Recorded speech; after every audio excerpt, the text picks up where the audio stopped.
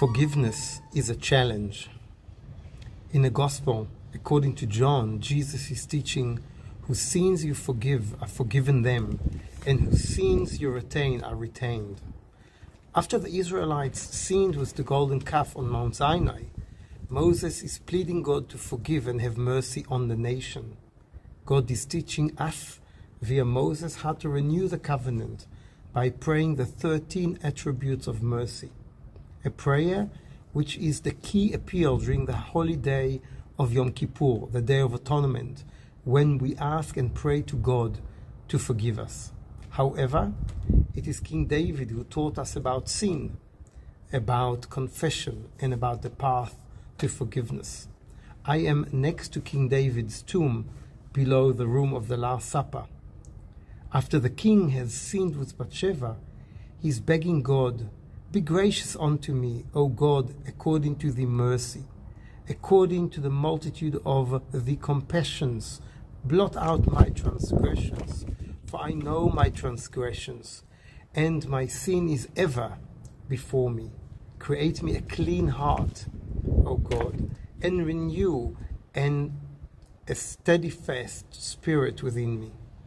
The same king who reached heights of worship, praise, and closeness to God, "The Lord is my rock and my fortress and my deliverer." And the king would do so in the middle of the night. "At midnight I will rise to give thanks unto thee because of the righteous ordinance." And so, during the months of Elul, the months of mercy and forgiveness, and throughout the high holidays period, Jewish people will get up very early in the morning to plead God to forgive them. Forgiveness requires of us a significant effort of body and soul in order to uplift us back onto God.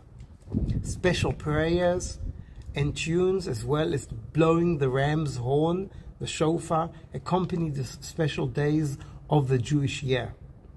At the heart of the prayers are the 13 attributes of mercy and King David's psalms. But as Jesus taught, the Mishnah sages made it very clear. Furthermore, for wrongdoings between a person and God, Yom Kippur atones. However, for wrongdoings between a person and another person, Yom Kippur does not atone until he appeases the other person.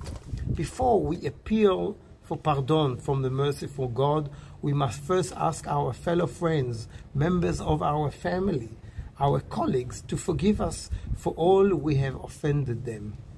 Rabbi Gamliel III says that anyone who has compassion for God's creatures will receive compassion from heaven, and anyone who does not have compassion for God's creatures will not receive compassion from heaven. The path for forgiveness and reunion with God must include deep personal process of compassion, looking inside our hearts as well as hearing our fellow friends crying out for reconciliation. O Lord, open thou my lips, and my mouth shall declare thee praise.